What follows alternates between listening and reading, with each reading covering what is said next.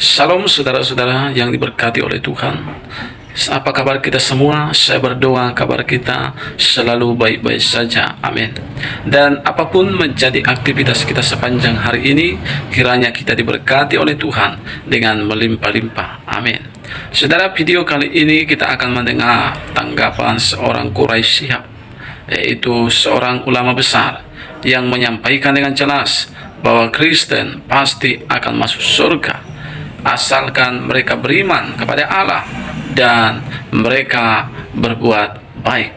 Saudara, sangat berbeda dengan apa yang dikatakan oleh beberapa ustaz.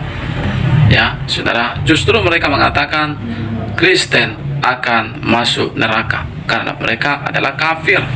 Tapi ulama ini membongkar ayat Al-Quran bahwa Kristen adalah orang yang jujur dan orang-orang yang pasti akan masuk surga. Seperti apa cuplikan? Langsung kita simak cuplikan berikut ini. Saya kembali kepada kelompok Kristen yang dianggap sebagai kelompok yang tulus, yang ikhlas, yang baik, yang lurus, yang percaya kepada Tuhan, percaya hari kemudian, menganjurkan yang baik, mencegah yang jelek. Mereka itu adalah minas salihin, dari kelompok orang-orang saleh. Dari sini timbul masalah. Apakah orang Kristen yang atau ahlul kitab yang disebut di dalam Al-Quran ini,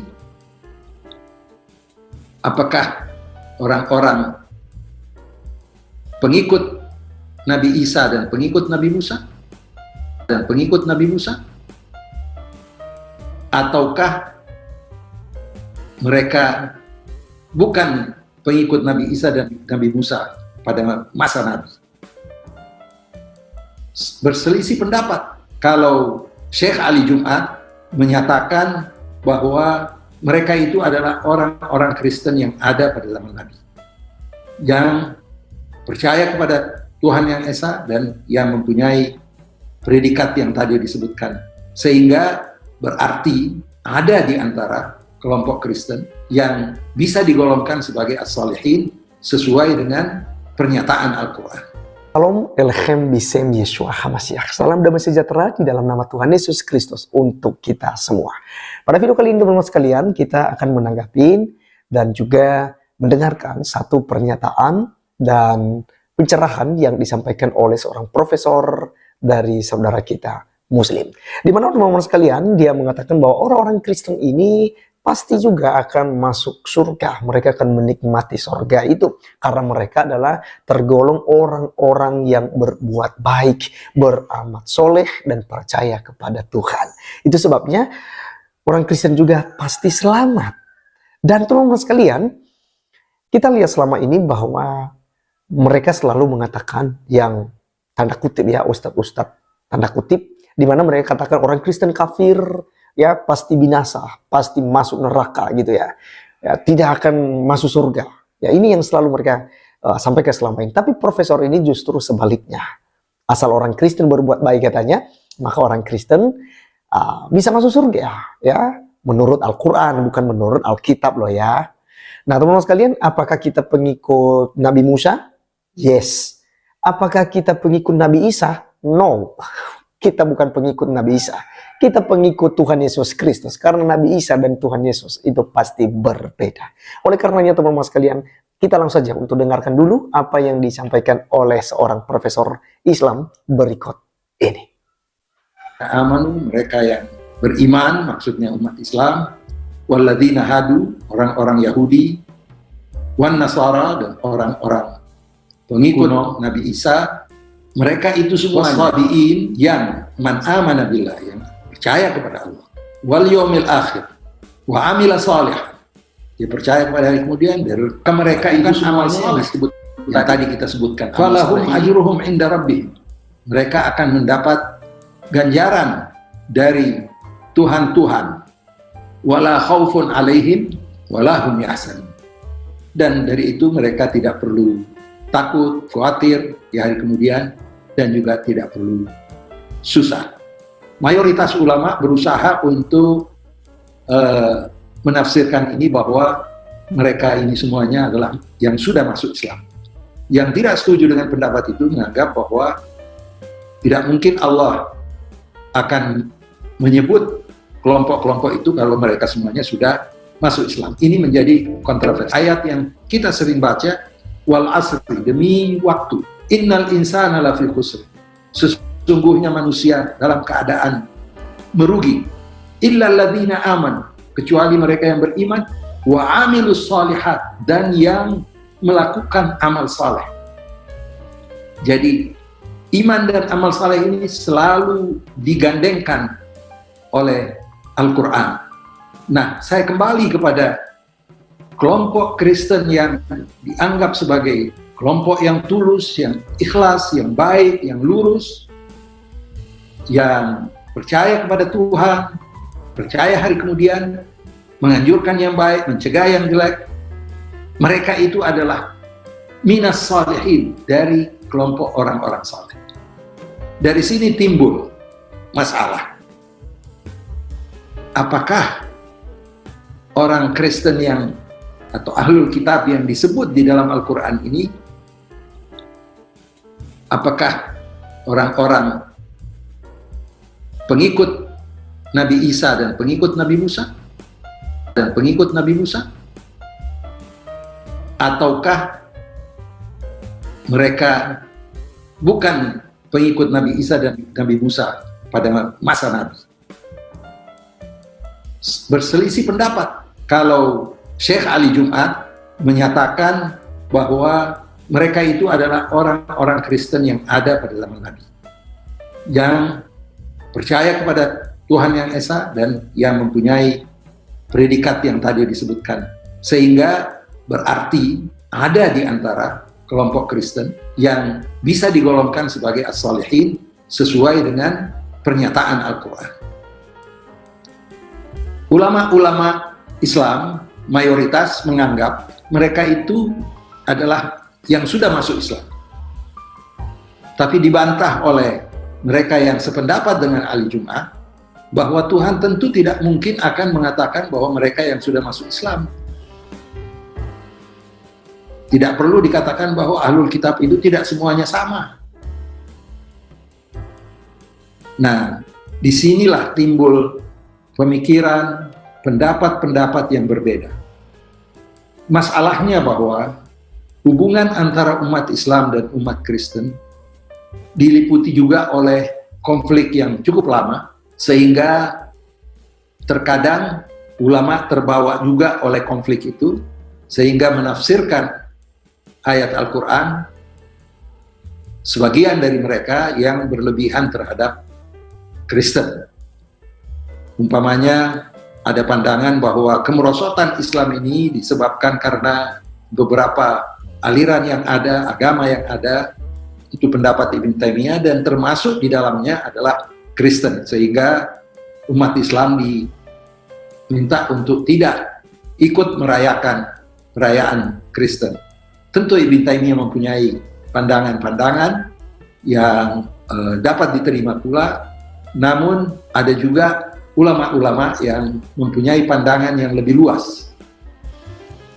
Pertanyaan yang timbul adalah, di mana tempat kelompok lurus atau ummah qaimah dari ahlul kitab ini yang masuk dalam golongan para nabi-nabi? Sebagaimana saya sampaikan tadi, beda penafsiran yang menganggap bahwa mereka ini sebenarnya orang Islam, tapi tadinya ahlul kitab, sehingga tidak ada masalah di situ. Ada yang mengatakan bahwa betul ahlul kitab, tetapi sebelum masa Nabi Muhammad lahir, sehingga ahlul kitab adalah yang belum mengenal Islam yang dibawa oleh Nabi Muhammad SAW. Namun pandangan Syekh Ali Jum'ah dan beberapa ulama lainnya mengatakan bahwa sebenarnya ini mengacu kepada ayat Quran lainnya, bahwa di antara ahlul kitab itu ada pendeta-pendeta, ada pemuka-pemuka agama yang tidak arogan. Minhum qissisina wa ruhbana wa hum la yastakbirun.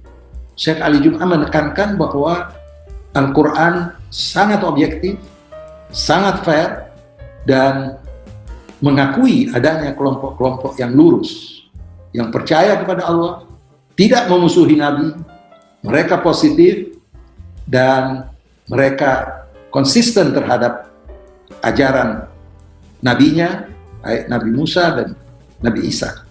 Ini membawa kita kepada penafsiran-penafsiran ayat Al-Quran yang kelihatannya dari segi kebahasaan, linguistik, memperkuat pandangan bahwa sebenarnya memang ada dari kelompok Ahlul Kitab yang tidak perlu khawatir di